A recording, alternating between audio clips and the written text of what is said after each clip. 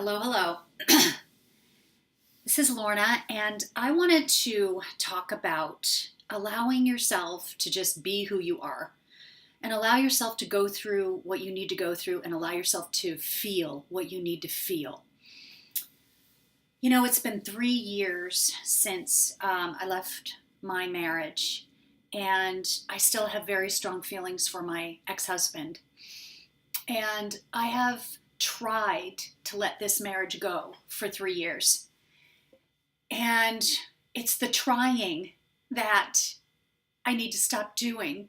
I need to stop trying because I have this thing in my mind where 3 years I should be able to just forget about that. I should be beyond that. I should have let go of the marriage by now. But the truth is that, I think it's going to take a lot longer than 32 years to let go. 3 years to let go of a 32-year marriage. Oh my goodness. I have been just judging myself and I have been so hard on myself. I've been comparing myself to other people and what they're accomplishing in their lives and what they're doing, how far they've come, only looking from that perspective. Like, oh wow, I have a dream to do a podcast. I'm not doing it. I have a dream to be published by a famous online magazine. I'm not putting it out there. All these other people are doing like all these amazing things. And I just felt like, what is wrong with me? Why don't I feel compelled to do it? Why don't I feel excited to do those things? And I just was looking at it like something was wrong with me. And the one thing that I did when I felt this way is I reached out for help, and I encourage everyone to do that. The first thing I encourage is to allow yourself to feel the feelings that you feel. For example, yesterday and the day before, I felt a desperation and a longing and an emptiness and a deep, deep sadness. And I realized as I reached out for help and I talked about how I felt, I realized that it was a desperation for connection. And the person that I wanted to so desperately connect to was me. Because by thinking that I had to be somewhere that I'm not in my healing, I was moving away from myself. I was moving farther and farther away from my center. And I felt that. Everything in my body felt it. And in fact, when I started talking about it, I felt the energy moving like right through my body. I felt it in my solar plexus, midsection, my heart, and in my throat. So that's the first thing is feel what you need to feel and ask for help.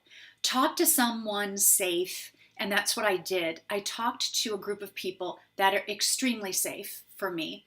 And I was able, because this is such a safe environment for me, I was able to say things that I had never said before. And that's where this underlying layer comes up. I was able to say words out loud that I've never said, tell a truth that I've never told. And that's why I was feeling like I was choking and feeling like I was closed off, because I was keeping myself from saying those words. And after I said them and I cried it out, everything just started leaving. And then today I woke up and I just feel so free. And what I feel is now an understanding and a knowing that I can't rush my transformation. And I've heard this over and over and over again. I cannot rush where I am. And I have this deep desire to help other women find themselves after divorce and develop a connection with themselves. And even help women who have been in unhealthy relationships actually love themselves. And I have this desire to do this so badly. But the truth of the matter is that I'm not healed myself, and someone was able to be a mirror for me so that I could see that. And I thought that I should be able to do it already. But the thing is, I have to love myself enough first to allow myself the healing. I just want to do so many wonderful things with my experiences. I want my 32-year marriage and the path of my life to be for good. And I have so much to share with other women who might not know whether they need to stay or go in a marriage, or how to connect with themselves, how to follow their intuition. And I want to share that so badly. But every time I go forward to do it, I just don't have the desire to, and I know now because I'm not ready. And I really believe, and I have learned, that if you're ready to do something, you'll know it. That your body will get so in line with your emotions that you will feel this excitement and this energy around the thought that you're having. So intellectually and in my heart, I know that this is what I want to do, but my body was not behind it.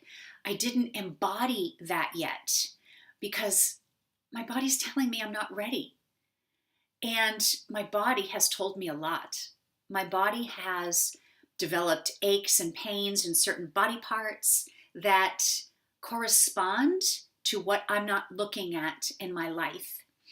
And so my job is to more deeply connect to myself, go deeper into meditation, where all the answers lie. And there's nothing wrong with me taking little baby steps instead of big giant leaps. Because right now, even doing this and saying what I need to say on a video is helping someone, hopefully. And it's helping me because I'm sharing what I have discovered.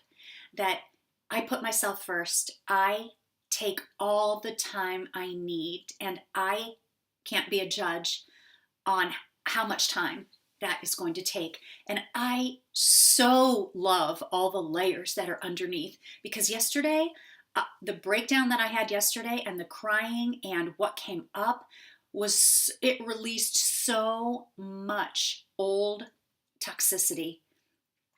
And I feel today like I'm at another level. It's almost like I'm climbing a ladder and now I'm at another level. And now I see things from this level. And then this morning, even after yesterday, this morning, I was speaking about my marriage to someone and I burst into tears because now that I'm on this level, there's another layer right under that level. So as I rise up, I see more and more and more of what's underneath, and it's just so great. And I'm so grateful for self-development.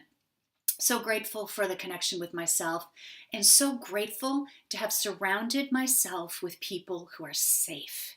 So, number one, feel your feelings. Feel them all. Sit with your feelings and realize that as you feel them fully, as you cry, as you beat a pillow, as you do whatever, it's coming up and it's leaving. Tell your story to someone safe. And number three is love yourself. Love yourself. Look in the mirror and say, I love you. I love you. Louise Hay used to do that all the time. I love you. Hello, gorgeous. I love you. How are you today? You're looking great today. It seems so silly to do it.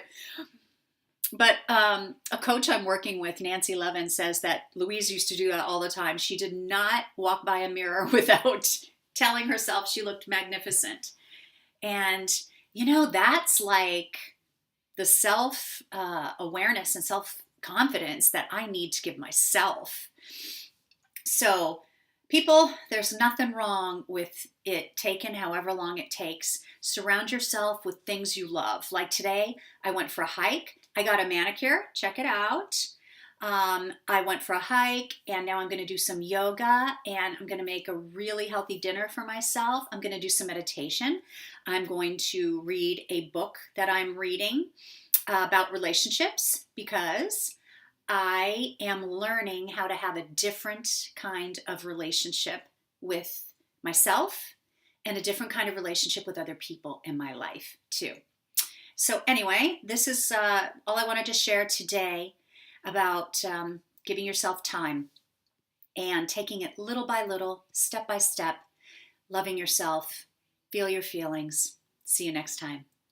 Oh, you can go to my website at heartbasedlife.com, or you can also reach it by typing in lornasmith.net. That'll get you there too.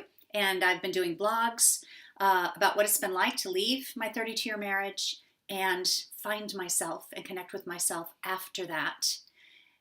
And yeah, how hard it's been to let it go and what it takes to just face all of the deep heartbreak, grief, happiness, joy, sadness, freedom, everything involved in it, and navigate that. So hope to see you there.